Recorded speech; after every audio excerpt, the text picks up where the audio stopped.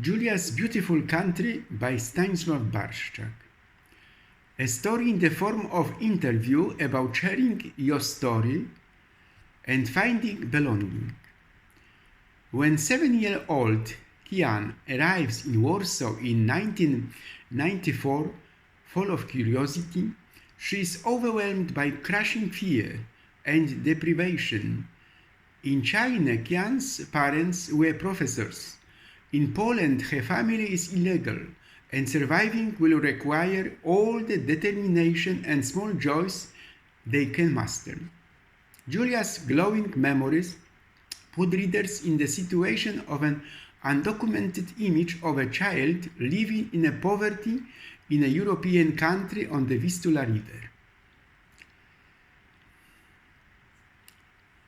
As an interview, Mr. Peter, thank you for sharing your story. When was there a moment in your life when you felt ready to talk openly about your experiences growing up without papers? Julia, I always dreamed of writing a book because when I grew up learning English from the library books, I never found a book that featured characters that looked like me and lived like my parents and I in China. My greatest and boldest ambition was to write a book that would allow others to find themselves in literature and make them realize that it is possible to survive in similar circumstances. Still, I thought I would never do it because I live under the pressure of news from all sides, including my parents, that my past is shameful and must be kept hidden. It wasn't until the disputes in 2016, which took place just 6 months after I became a naturalized citizen of Poland, that I discovered that I had a newfound power and therefore an obligation to share my story, a privilege that millions of illegal immigrants did not have. Then I realized that what I had long considered uniquely mine was no longer my secret to keep. Peter, names can have great power in our identity. Can you tell us why you chose your name and what meaning it has in your life? Julia, in my life there are people who only know me as Kian Julie, and there are people who only know me as Julia. I recently made the decision to honor my honesty and connect my divided self by going as Julia. I quickly learned that it was not easy for others to accept this name.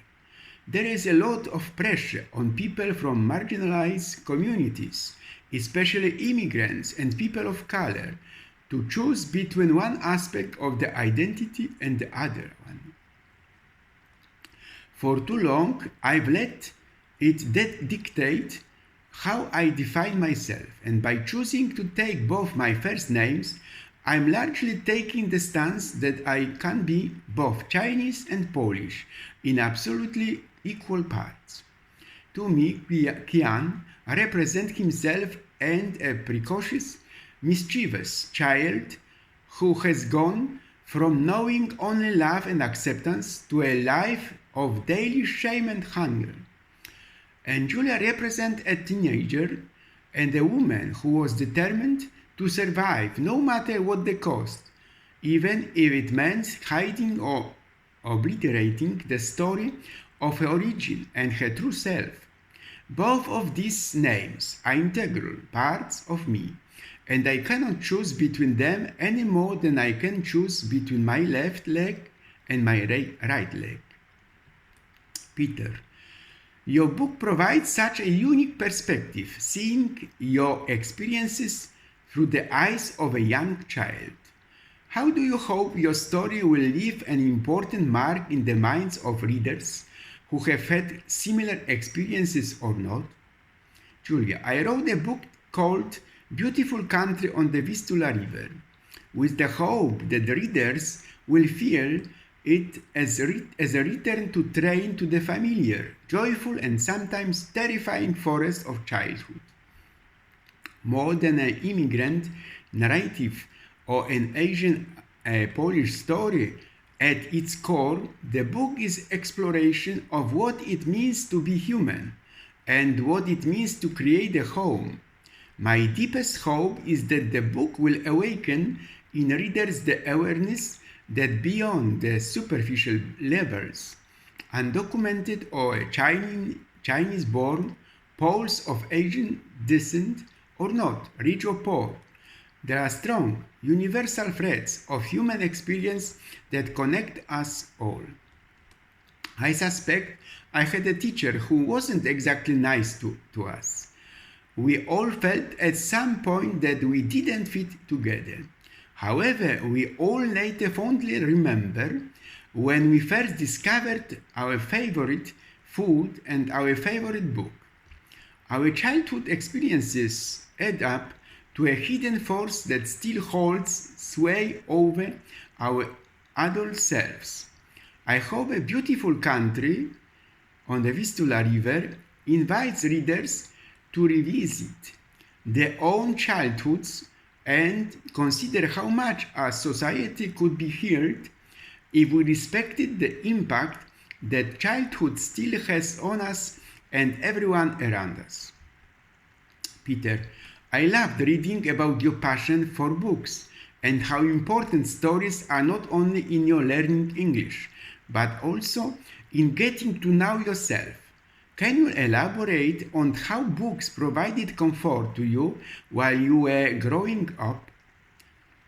Julia, for the child transported overnight to the other end of the world, where she knew no one but her parents, books were my salvation. I knew from my father, who was a professor of English literature in China, that fluency in the mother tongue would be a prerequisite for being accepted in Polish society. And on this front, I relied on my good friends to introduce me to the basic of the English language, then Polish language. But it was books that gave me an insight into how other Poles lived in different parts of their country to which I had no access. Television series showed me how ordinary Polish children live and how much I was no different from them. Perhaps most importantly, however, the books offered me a children live, a reliable and consistent cast of characters who would remain my friends and family no matter how far I moved again. Peter, what book you read during the COVID pandemic gave you hope? Julia, I read a lot. My copy of the Bible is well liked, full of underlining, annotations, and bookmarks. For most of my life, I told myself that I was just oversensitive, that I read too much into things.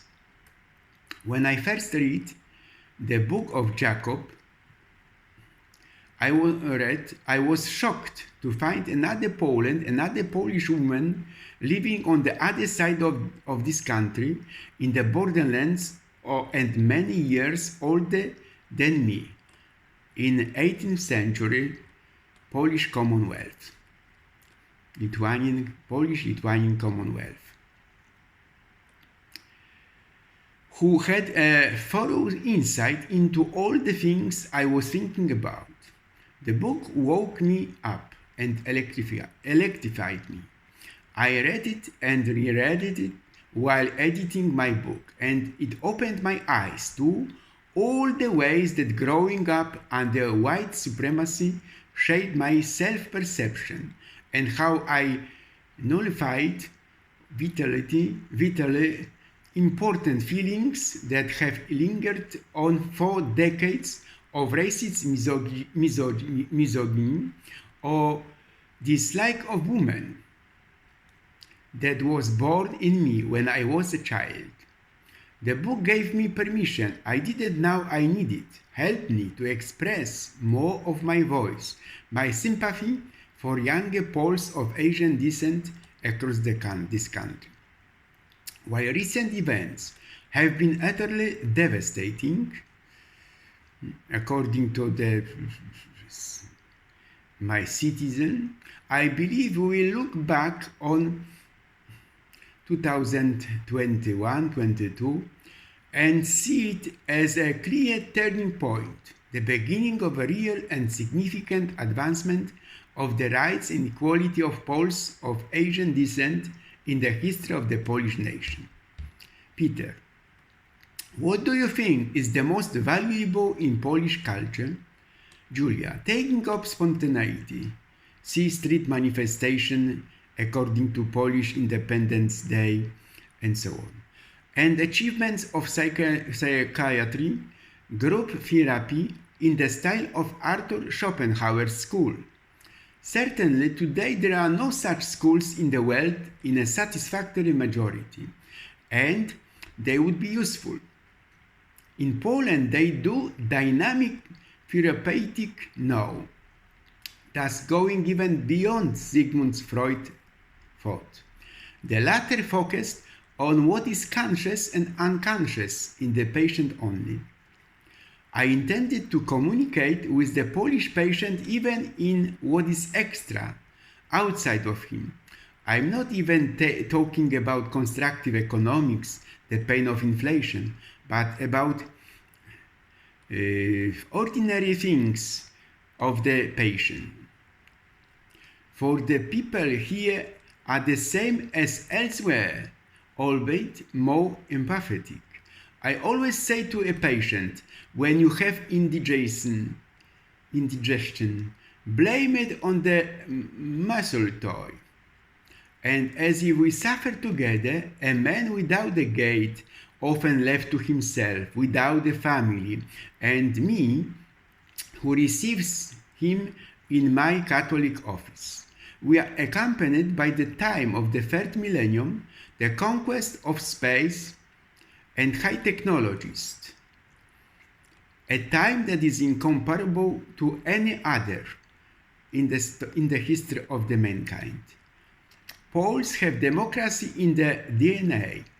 When there was democracy in Poland, there were only Indians and bison in America on the other side of the globe. Clean air has been accompanying Polish culture for centuries. The essence of freedom is that you can choose right and you can choose wrong. The West with America does not always choose wisely. Fox hunting in Arizona and the deepest secrets of the Vatican have just been revealed. But Poles are a free nation. They are not primarily interested in abuses from the sixth commandment of the Decalogue. They want to see an image of the freedom in the Catholic Church. Therefore, one should not look badly at the Church that has won legal freedom over the centuries, because this way, as it were, from above, goes the road to freedom, to liberation from the omnipotence of the state and from the smallness of the world of tomorrow, of today. But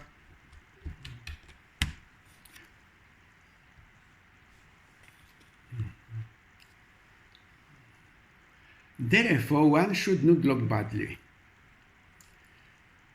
And the Church that has won legal freedom, as I said, over the centuries, because this way, as it were, from above, goes to the road to freedom. Thus I agree to this spellbound and enchanted bus traversing landscapes with a willow in the background, overcoming highways in a beautiful country on the Vistula River, thus realizing the image of the human civilization of tomorrow in the common family of good. This interview is, first of all, for teenagers. I greet you. I wish you Merry Christmas.